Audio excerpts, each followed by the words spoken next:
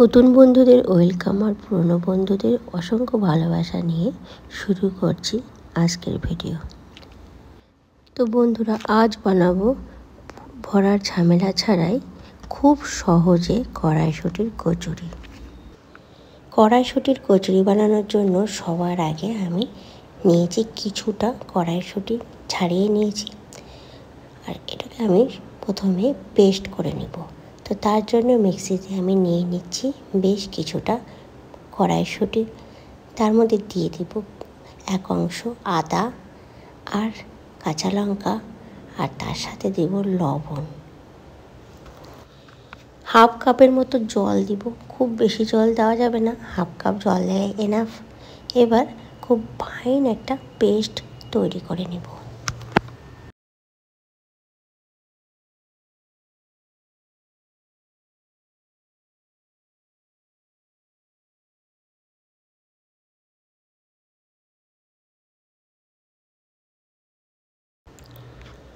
তো ফাইন একটা পেস্ট আমি তৈরি করে নিয়েছি। এবার ডোটা তৈরি করব, তার জন্য নিচ্ছি কিছুটা আটা। আচ্ছা, আমি কচুরিটা পুরোটা আটা দিয়ে করব। আটার পরিবর্তে তোমরা পুরো ময়দা দিয়েও করতে পারো, আবার আটা ময়দা মিশিয়ে ইকুয়াল করে নিয়েও করতে পারো। তো আমি এখানে পুরোটা আটা দিয়েই তৈরি করব। আচ্ছা, এই আটার মধ্যে কিছুই দিতে হবে না, কোনো জল বা কোনো কিছু দেওয়ার কোনো দরকার নেই। যে পেস্টটা আমি তৈরি করলাম কড়াইশুঁটি, সেই পেস্টটা পুরো এর মধ্যে দিয়ে দেবো, আর সেই পেস্টটা দিয়েই কিন্তু পুরো আটাটাকে মেখে নেব। যেমন আমরা লুচি তৈরি করার সময় বা রুটি তৈরি করার সময় আটা মাখে, ঠিক সেই রকমই। এখানে কিন্তু কোনো জল দেওয়ার কোনো দরকার পড়বে না, যেহেতু আমি মটরশুঁটিগুলো বা কড়াইশুঁটিগুলো পেস্ট করার সময় জল দিয়েছিলাম। তো এখানে আর কোনো জল লাগবে না, সেই পেস্টটা দিয়েই কিন্তু পুরো আটাটাকে মাখা হয়ে যাবে।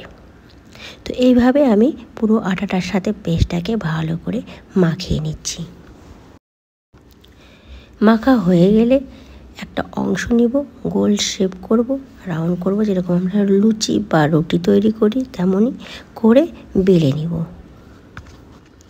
খুবই সহজ বন্ধুরা, খুব তাড়াতাড়ি হয়ে যায়, আর কোনো ঝামেলাই হয় না। পুর ভরতে গেলে আমাদের অনেক সময় একটু টাফ মনে হয়, একটু ঝামেলা মনে হয়। তো সেই জন্য কোনো রকম পুর ভরার দরকার নেই। জাস্ট এইভাবে ইজি প্রসেসে কিন্তু কড়াইশুঁটির কচুরি যে কোনো সময় বানিয়ে ফেলা যায়।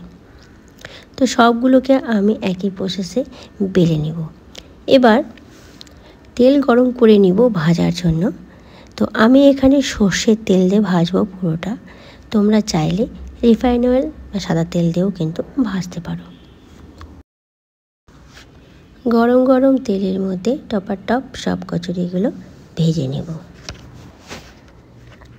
তো দেখো বন্ধুরা, কত সহজে কড়াইশুঁটির কচুরি, সবুজ কালারের কালারফুল কচুরি কিন্তু তৈরি করা যায়। আশা করছি ভিডিওটা দেখে তোমরা বাড়িতে অবশ্যই এভাবে ট্রাই করবে, আর তোমাদের ভিডিওটা ভালো লেগেছে।